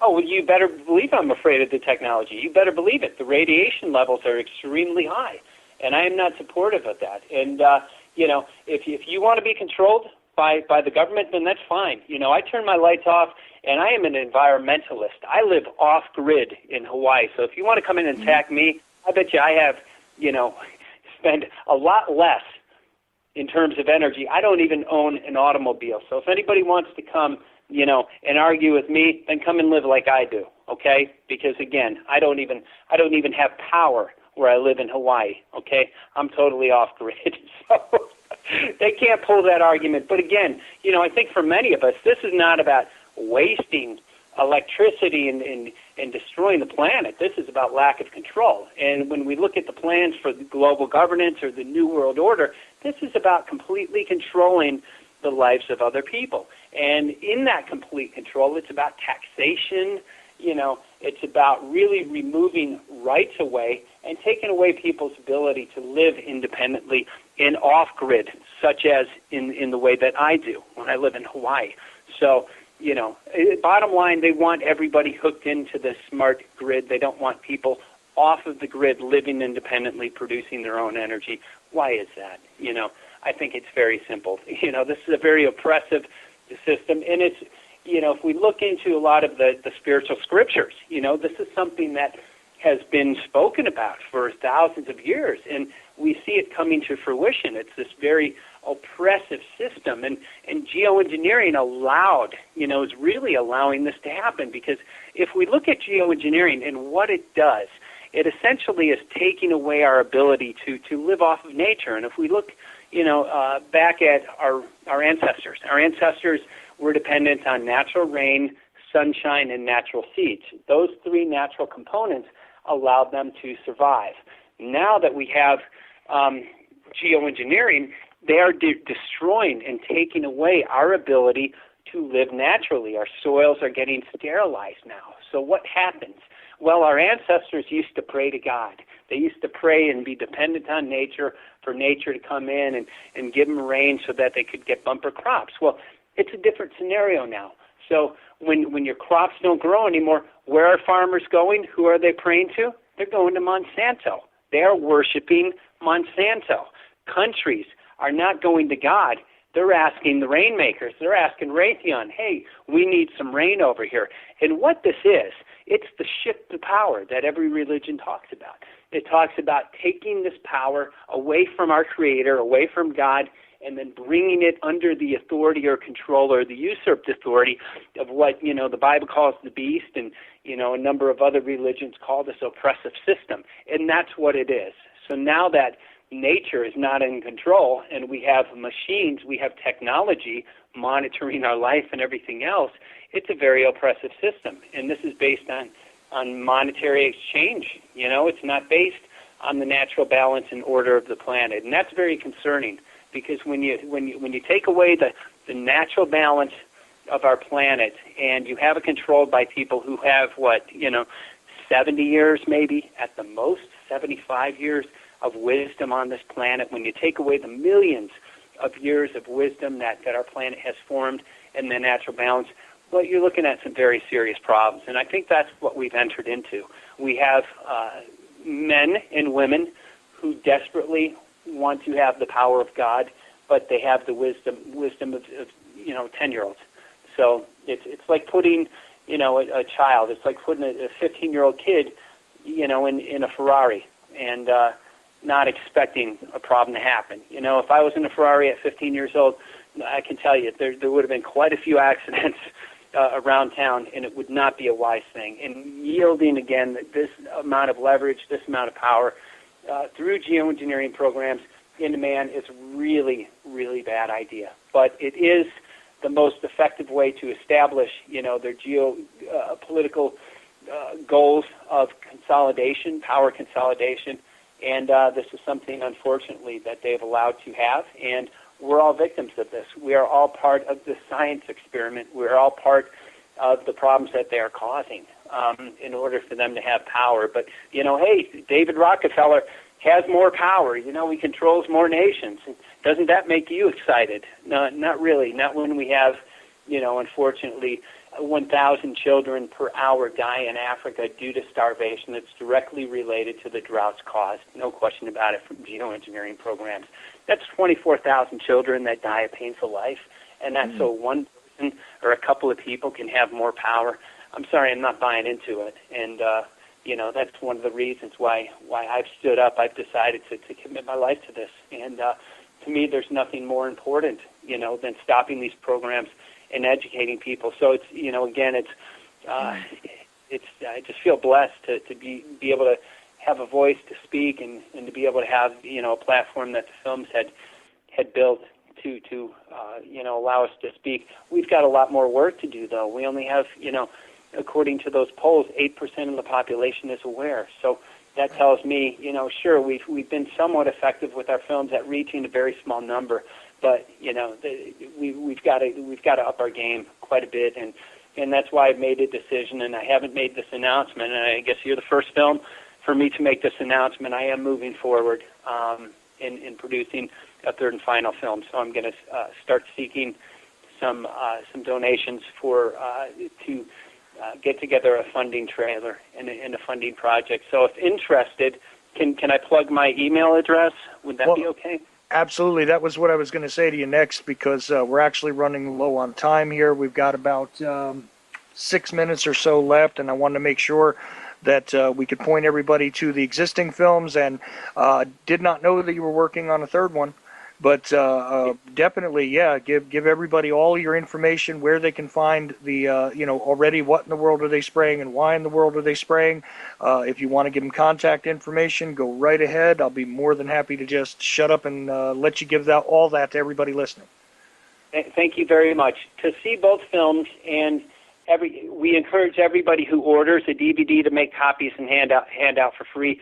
That helps us go, and helps us to fund our work. And believe me, I live in a tent, in Hawaii, so we're not making a lot of money.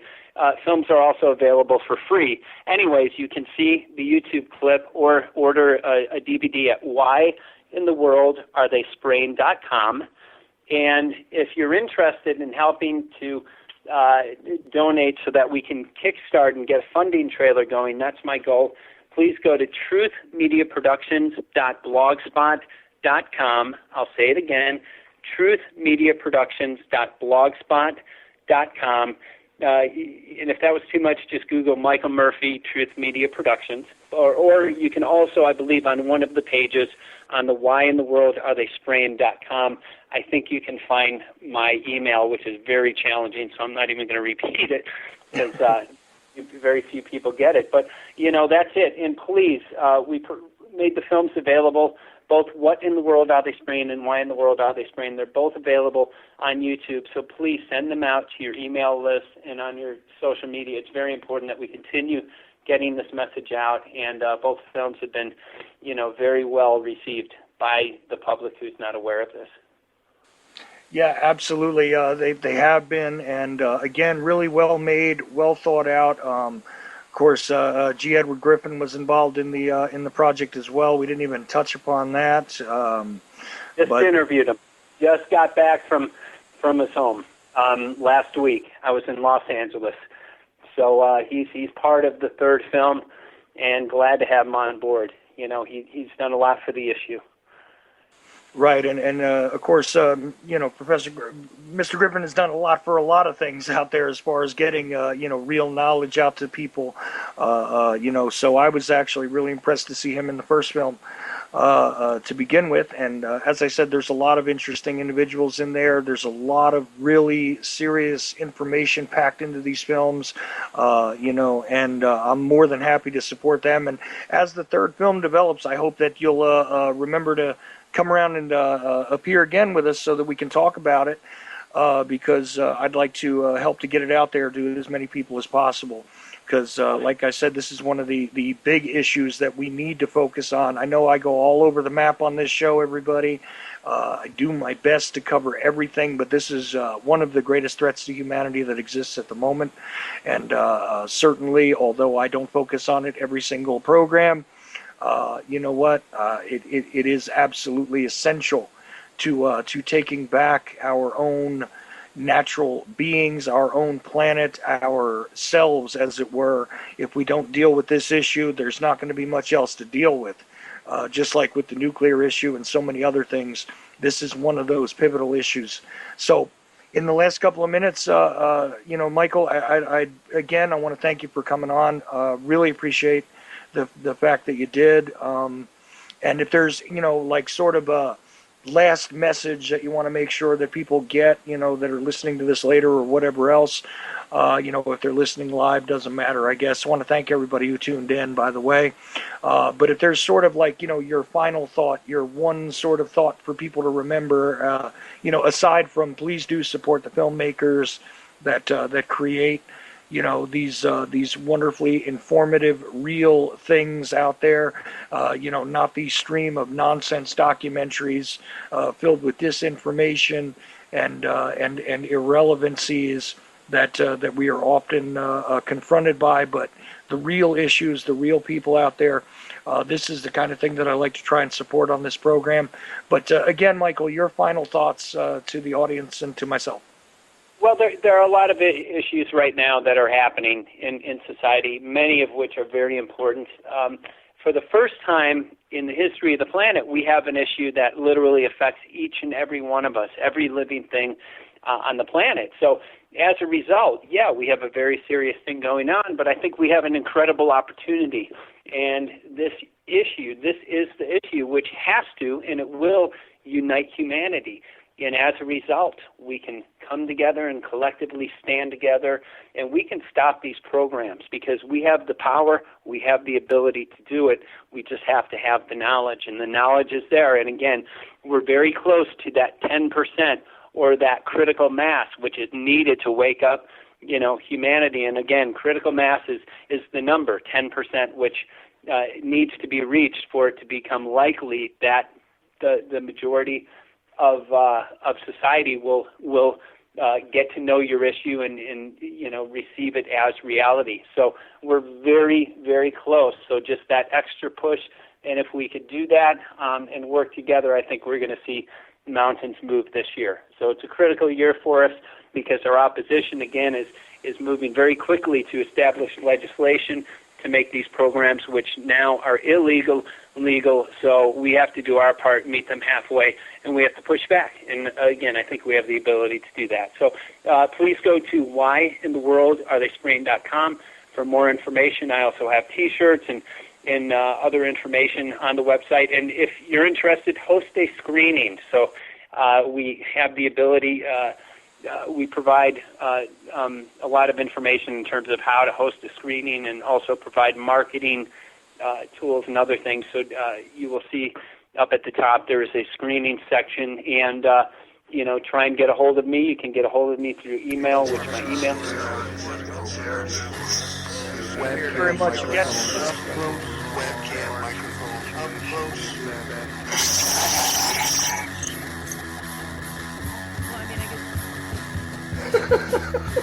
At the age of 19 in 1962, she was See, but I have the files.